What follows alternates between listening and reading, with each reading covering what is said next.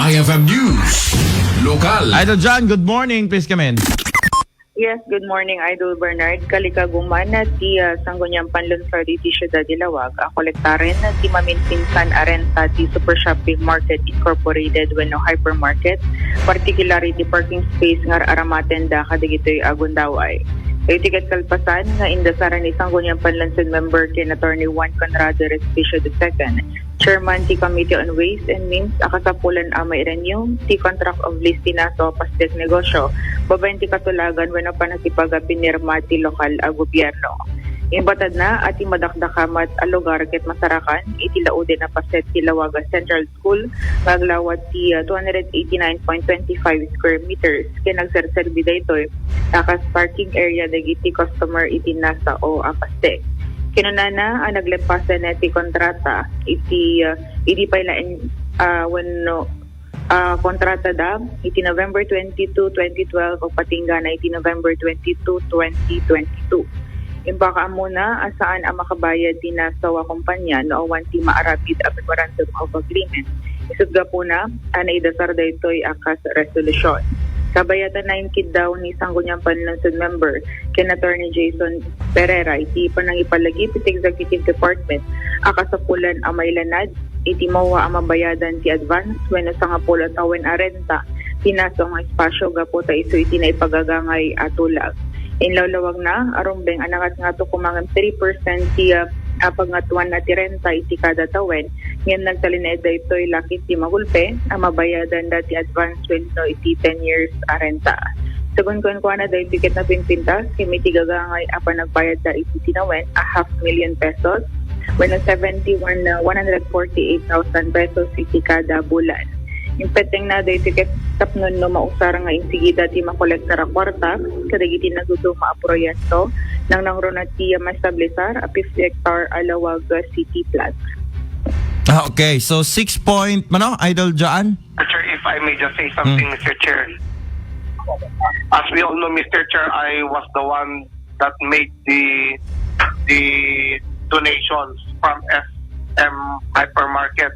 And during the negotiation, I was supposed to include 5% as the acceleration clause of the rentals. However, they requested that it will be 3%. I accepted the 3% with one condition. You pay the 10-year rental one time so that we can fund the 50-hectare public plaza that we intend to establish. And they agreed to that. And recently, I again talked to them about the agreement that they are willing to pay for the next 10 years, Mr. Chair. So, I wish, Mr. Chair, that it will be incorporated in that contract, such agreement, because if we are going to collect that amount after 10 years, it will not be that valuable comparing to what we could collect now, and we could use it for the acquisition of an equally important project or program of the government, which is the 50-hectare public plaza, Mr. Chair. Well, that was not incorporated in the renewal contract of lease, but the measure that we are approving now is for the city government of Lawag, represented by the Honorable City Mayor, to enter into the contract of lease. Yes, Mr. Chair, but it will be beneficial on the part of the city government if they will stand through with such commitment, Mr. Chair.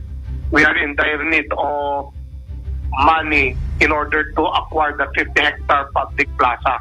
And this is one of the consensus that I made with the authorities of SM, Mr. Chair. Idol Bernard, sa mga mamano paseti panagasarita ni Sangguniang Panlunsod member Attorney Juan Conrado Respicio II ken Sangguniang Panlunsod member Attorney Jason Badera Pereira. Okay, so tinagawata ka dito yung mga million dijay? 6 point? Balenti kabuklan na no kay Idol Bernard kit 8 million 8 plus. million. 71,148 pesos ti kada bulan no kwa dito makolektar, Idol Bernard. Timang kolekta saan nga Sangguniang Panlunsod When city government mauwa deti naaramid, Idol Bernard, nagpaitan dati SM na kuwan. So, silot mauray ka dito. Itap na maprobaran dito. Nga kalikagom da. When aprobaran metin ket deti resolution, tahaan gayam nga makakolektar no kati city government, no, one deti mauwa, Idol Bernard. When, Pasamiting iti Martes, Idol Bernard. Okay. So, mabalinton nga mang kolektar da ite hypermarket.